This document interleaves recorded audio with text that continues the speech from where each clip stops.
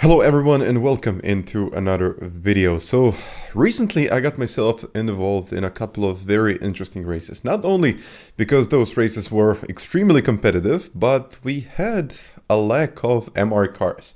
This is something that I noticed, and no one is using MR cars anymore. There is actually a very good reason why. So some of the cars are very outdated, some of them are just not as good as they should be. And in some of the races, you simply cannot be competitive if you're using an MR car. My first race wasn't really going well. The race was a complete disaster and I finished in P14.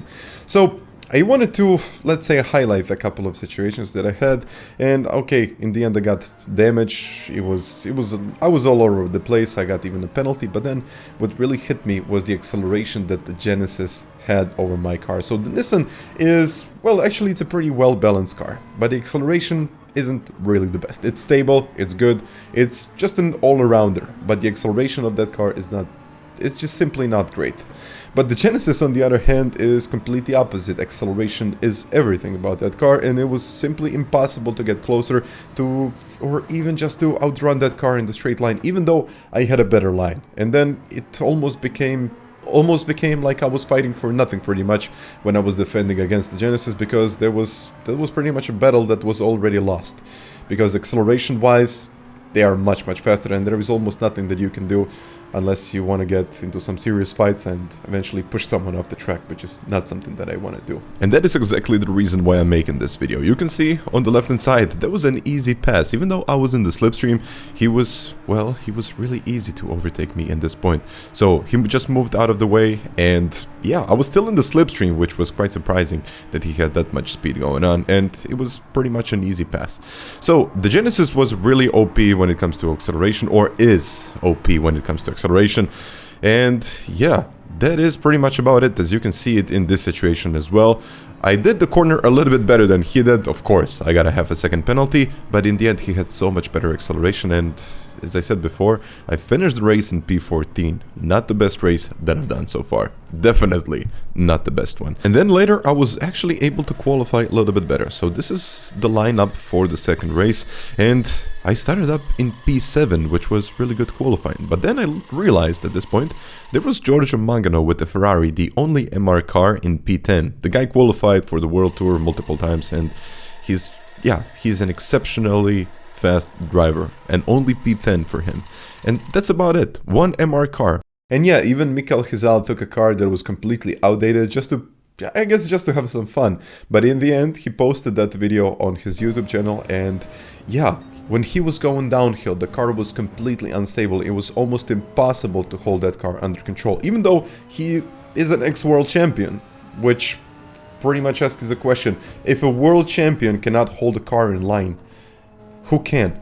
But now let's go back to my previous race. I started in P7, everything was, I would say, really well at this point, because this is my best qualifying start here out of all of the slots, and this is where I realized I might even have a shot in here if I stay in the slipstream, if I don't do any of those kind of silly mistakes, we can say it, jumping over the curbs as usual here. But getting a penalty was extremely easy here, so just one little wrong move and there you go, half a second penalty. Sometimes it's even a 1 second penalty.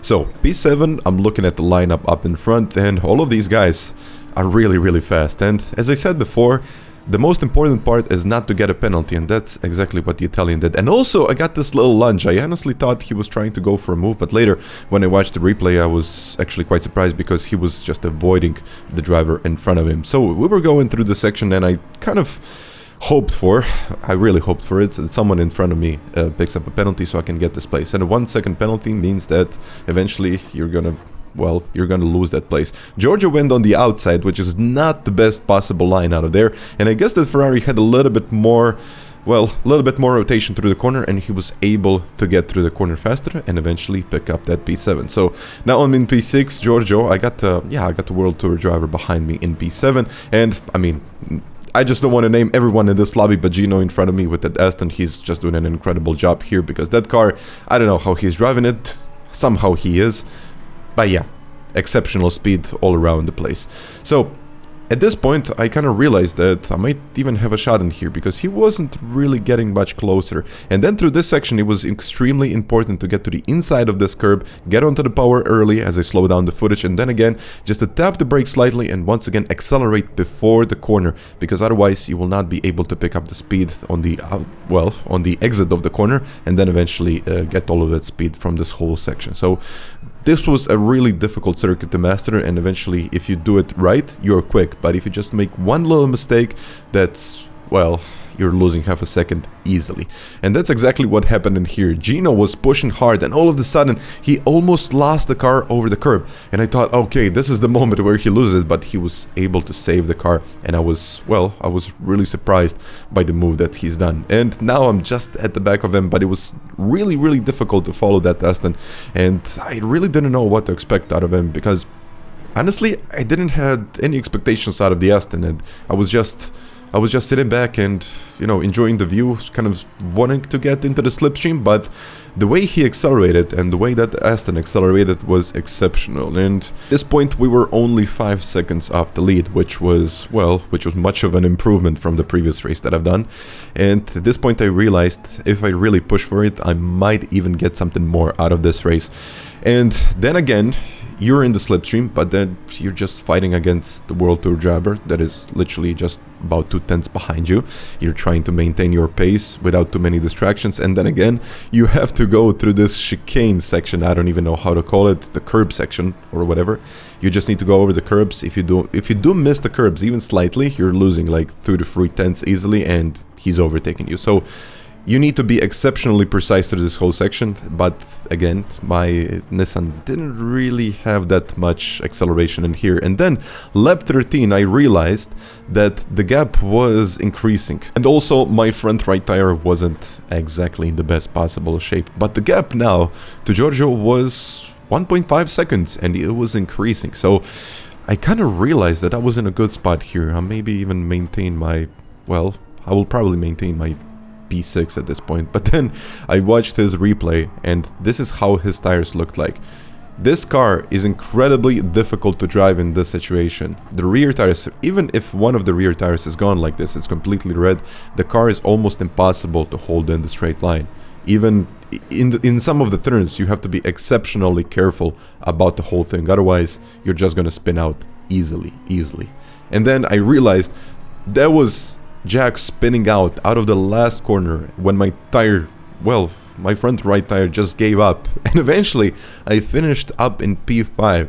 So it was just about 6 seconds off the lead. I was really surprised by the pace that I had, and this is what his tires looked like.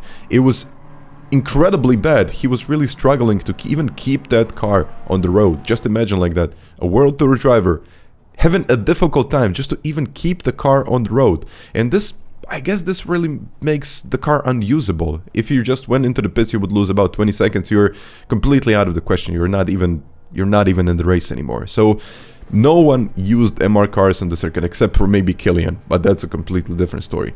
Well, in the end, please let me know what do you think about this video, and in general, what do you think about the BoP system? I think we should get, I think we should get the latest possible versions of GT3 cars if they want to maintain BoP as it is, and if they want to maintain BoP in, let's say, a decent level, not to have only one car that is usually the meta car, or maybe like 2 cars that are usually the best cars out there. So guys, please let me know what you think about this and down in the comments. And once again, thank you very much for watching, and until the next time, bye.